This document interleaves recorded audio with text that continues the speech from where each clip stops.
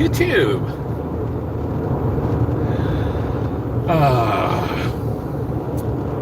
So the other day, actually a couple weeks ago, maybe in November or so, I received a letter from the IRS saying they were auditing me. And I had never been audited before, so of course it kind of freaked me out. But they decided to audit me because, not for this tax year, 2021, but for tax year 2020. Because in tax year 2020, for the first time, I tried to claim my son for, tax credits. And the reason that occurred was the agreement, the divorce agreement between my ex-wife and I, that the court had ordered and everything, was that I could claim my daughter and the ex-wife could claim my son. But once my daughter turned 18, we were to alternate claiming my son. So 2019, my daughter turned 18. My daughter turned 18. So that was the first year that my ex-wife could claim my son, so I had the rights to claim my son. But 2020 was the first year that I was allowed to claim my son. And I don't know if you guys know the struggles I've been having with my ex-wife. She always claims the children, even though she's not supposed to. And then what happens is she files her taxes before I do. And when I file mine, it always gets rejected. Then I have to call the IRS and spend like weeks dealing with it, and then I have to send them the packet that's like 30 to 40 pages. So imagine sending them a book every year that send all the court stuff, the court orders, and for taxes and everything else, and the letter to explain everything, and then file it and hope it goes through. Well, that's been going on for more than 10 years because my ex just disobeys the court order. I'd have to take her into court to do contempt. But then, they don't do anything. They don't punish her. There's no punishment. So anyhow, they're supposed to lock her up. But then, if they lock her up in jail or whatever, then what? Now, my kid doesn't have a mom, So, long story short, she basically takes advantage of the system. So anyhow, she took all the money, with COVID relief and stuff. They were sending money out, but they send it to the parent who claims the children. So of course they sent her my money that was supposed to be for me, but I don't even care about that.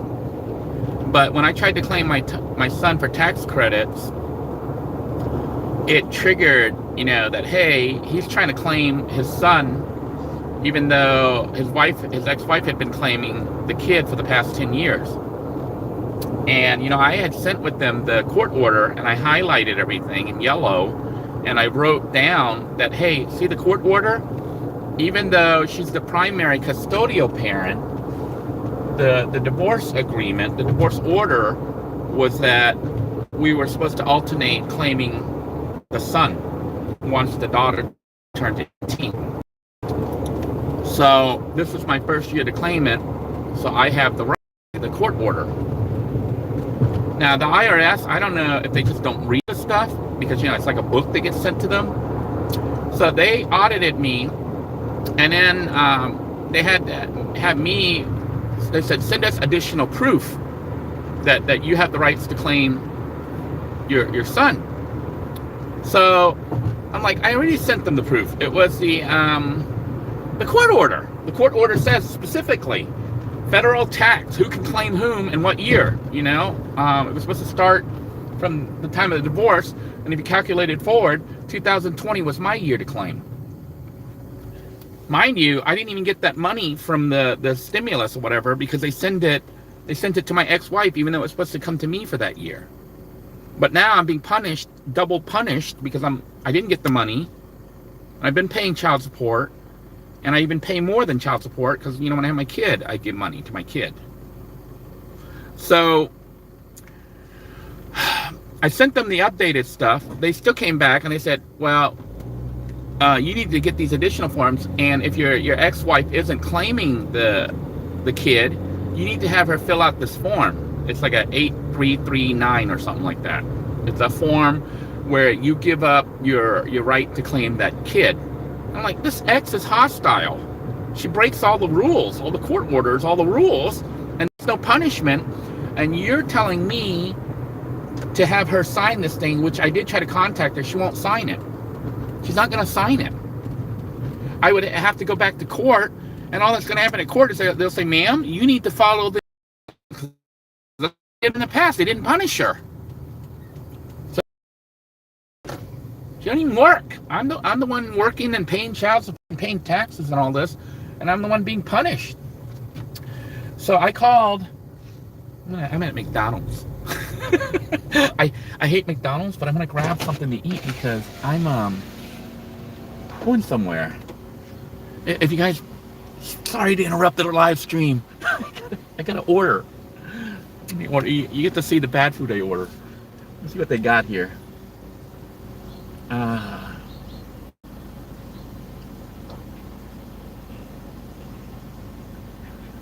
there, go ahead with your order. Hi, can I get a sausage McMuffin? I can do it. Sure. All right, thank you. Thank you. And just a sausage McMuffin, so that my tummy doesn't go, feed me, feed me, feed me. Anyhow, back to my rant. So I decided to call the IRS. You know, they sent me a letter. Well, no, they sent me a letter saying they recalculated my taxes, and now I owe them money, and I need to pay them what they proposed, or if I object to it, I need to file an objection, and then I need to do all this crazy stuff. Hi there. Good morning. Good morning. Thank you for McDonald's. What can I get for you? So I need to file that I don't agree with what they're saying. You know, they itemized everything and said, well, you claim credit. Sausage muffin, right? Sausage and cheese? Yes. Okay, it's only $1.49. Oh, thank you. I just wanted to be sure that what do you mean? You have a good day, sir. Thank you very much, ma'am, and thank you for the correction. She actually saved me money. Said I overpaid. But anyhow, see? Not all workers are crooks. Some people are honest. But anyhow, they were saying that they broke it down, and because I couldn't claim the child tax credit and stuff, I owed them a lot of money, which put me like really negative because I never ever had to pay taxes before. Although I had to pay this year. I don't know how many of you had to pay taxes this year, but a lot of people I talked to said their taxes went up. They ended up having to pay where they didn't have to pay in the past. So a lot of people got messed up. But and I'll talk a little bit about tax later. But anyhow, I called their number, and of course, you know, when you call the IRS, if you've ever had to call them, like any government agency, it takes them hours. They say, well, you're in a queue, and it's going to take more than 60 minutes. They just tell you it's more than 60 minutes. So it could take hours. And then you have to sit in line, because if you hang up, you got to start all over again. And then they have all these different options. Press 1 for this, press 2, and you're not even sure which option you're supposed to press. So if you select the wrong option, you could end up with the wrong office.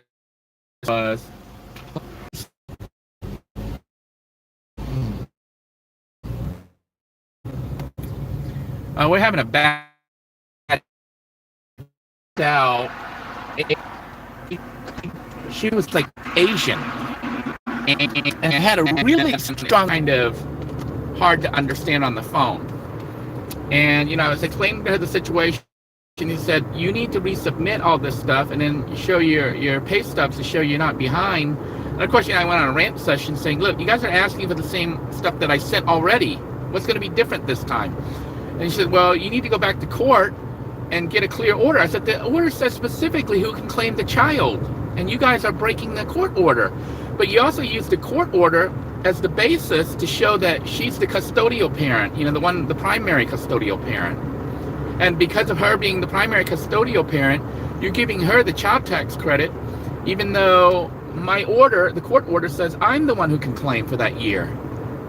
And I'm the one filing taxes and doing this. You're punishing the the person who's following all the rules and paying the taxes. You're not punishing the one that's not doing anything but collecting money from the state and from now the United States.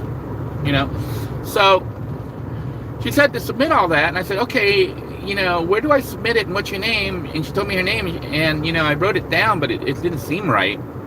But I wrote it down anyways. Then I asked her for the website where I was to submit the stuff. And this is where it gets really bad. Remember I told you she was like Asian?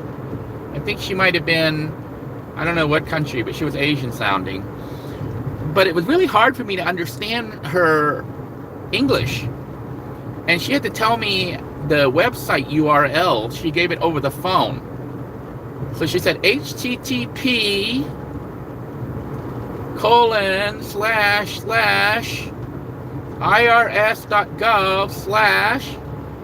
and then she said, but she didn't just say irs.gov, she had to spell it irs.gov/.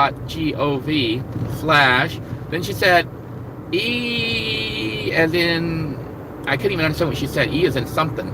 Then she said F as in something, A as in something, M as in something. And then I typed it all in. I said, I'm on the computer. I want to make sure this works. So I typed in the URL and I hit enter. Okay. And it came up, file 404, page 9. And I said to her, I said, hey, the URL you gave me doesn't work. And she hung up the phone.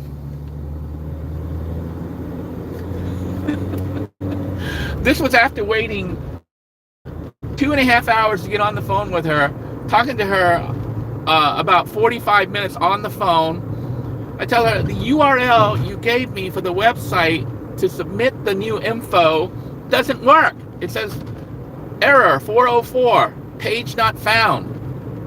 And she clicked the phone and hung up on me.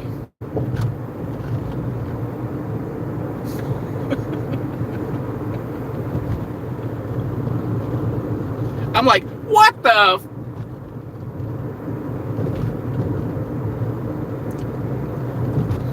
So then I was like, okay, it said something like EFAM, and I was like, so I tried to, I was like, this is like, EFAM doesn't seem to make any sense, like eFamily. So I start to Google it. I Google EFAM space IRS to see what it came up with. And sure enough, it comes up with a link that wasn't EFAM, it was E-exam. E-X-A-M, not E-F-A-M. E-X-A-M for exam. So I was like, okay, I misunderstood her. She must have said X, but to me it sounded like F. X and F, it might sound the same on the phone, especially when you have an Asian accent. URL on my own. And I went to submit the stuff, but I didn't even have all the info of what I was to submit and even her name, But then I went ahead and keyed all that in and started to submit the stuff. And it told me to upload PDFs for my pay stubs. And when I did that, it said error on those files. It was dangerous. It wouldn't open them. It wouldn't, read my PDF files from my job. So then I decided to make snapshot pictures, but I was afraid, if you stay on a web form too long, it disconnects and you lose everything. But long story short, I managed to get everything uploaded. But then it asks you, where are you filing to which IRS department? Apparently there's like 12 or 20 of them in the United States. I was like, I didn't get any of that info. But luckily I looked at the letter that they had sent me, and it said which office it came from. So it's like, it was in like I don't know, it was like Andover, I don't know where that is, but it was like up in northern United States, northeast United States somewhere, their field office. So I submitted it all, and now it says, do not resubmit anything, do not fax anything. They will contact me with a letter to let me know what's next. And that's where we're at right now. And, because tax is due by this weekend. Monday is the deadline. So at this point right now, if I manage to do it, I'm trying to talk them into making my what I owe less or zero. So fight that. If you get an audit from the IRS, read that letter carefully. It will have a phone number to call, but if you call it, expect to be on the phone for hours. So don't think you're going to call and talk to a human. You're going to call and you're going to sit and wait, and you got to try to punch the menus. What I did was, I think I did one where it says you can claim an exemption or a child tax credit or something. So, because it gives you a whole bunch of menus, you got to pick the correct one, and then you can talk to a human. Because this was what else was annoying. They did an audit on me, and I said, look, I can show you the page of the court order that tells you where I am the custodian parent for tax purposes for the year 2020. And she said she didn't have access to that file. I had to resubmit a new stuff. Then my case file will open up, and then she can look at it. I'm like, wait a second. You guys are doing an audit on me, and you don't even have access to the file? How can you do an audit on someone and give them a phone number to call, and when they call you and say, look at the page where I sent you the info, that you're ignoring? But you keep sending me a letter saying that you are auditing me, but you don't even have the files that you used to generate the issue so that you would have to audit me. You understand what I'm saying? So, that's why the conversation took more than 45 minutes. I was yelling at the IRS saying, how can you audit me when you don't even have the file that you use for your reasoning on why my ex-wife was the one that you gave tax credit to, child tax credit. Okay, and you had the Treasury Department pay her instead of me, which I'm not even trying to claim that money. I'm just trying to claim my tax credit, because you're punishing me for it.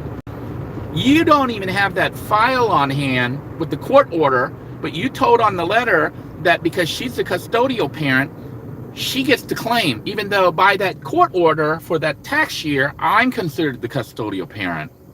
And I highlighted it in yellow, I circled it, I put notes on it, I sent the whole thing, and I sent that page and a cover letter saying, look at this page at this spot.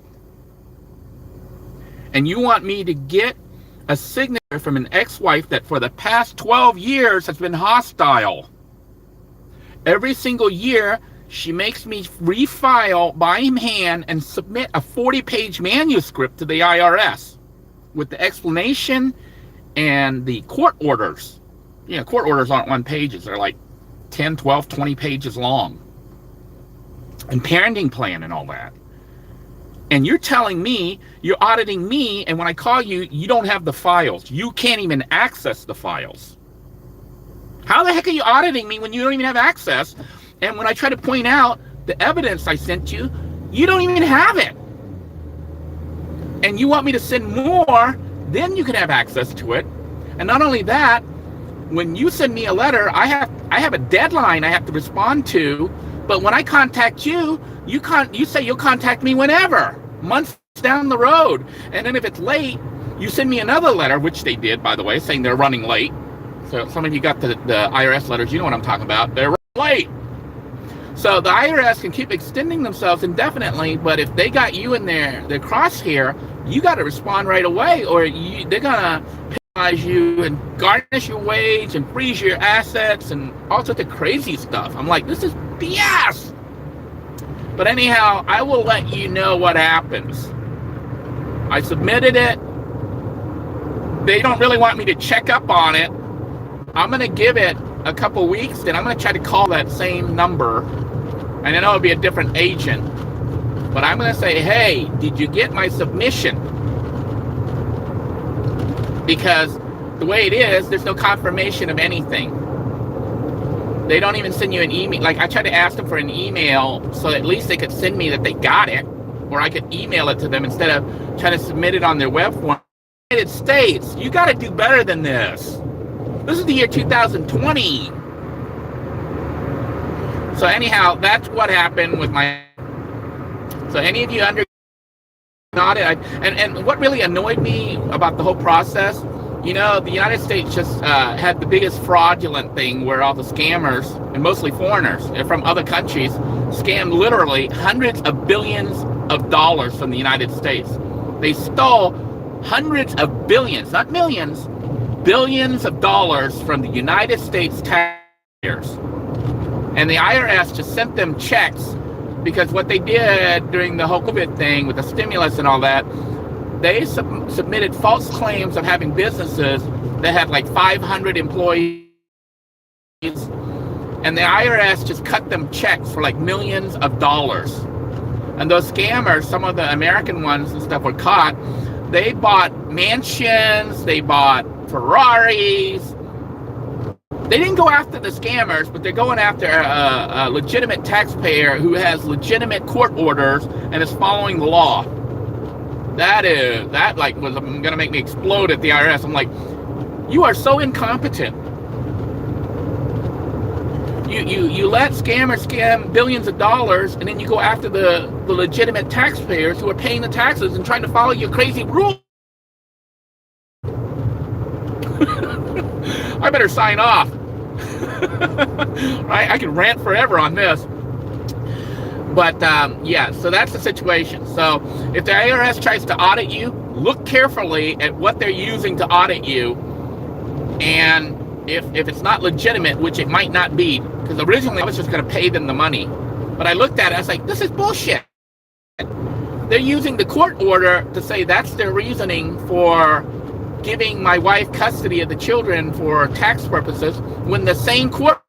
So of course I argued with them, and we'll see if they accept my argument and adjust the payment, either remove it all or it gets reduced. So we'll see. I will post it. I will let you know, because this is an ongoing story. Meanwhile, I hope you're all doing well. I hope you got your taxes if you're American. I hope you got it filed already. Hopefully you got your returns. And if you were supposed to get tax credits and stuff, I hope you got it. But if they do send you an audit, I know a lot of people, like I did, are anxious when it showed up. It makes you all, like, the IRS gives people a lot of stress during tax season, especially when they're auditing you. When that first audit letter showed up, my wife and I were freaking out, But I reviewed their letter and I was like, their logic is flawed. They're coming up. You can't use the document to say that, because the document said that the ex-wife was the primary, custodian, that because of that, you're going to give her the tax credit because she's the primary. But that same document you're using to make your point states on there, I'm the one that can claim. So you can't use that document to say she can claim, because that document says she's the primary. That same document says I'm the one that can claim, not her. So, I just think they didn't read they don't read it. It's like they get your stuff, a computer flags it an error, and then they just send you automatically the stuff. They glance over it. They don't even read the letters where you keep writing on it that my ex is hostile. And they're asking me to get her signature on a form, which she ain't ever going to do. So, until next time, everyone, take care. God bless you all. Fight it, fight it, fight it.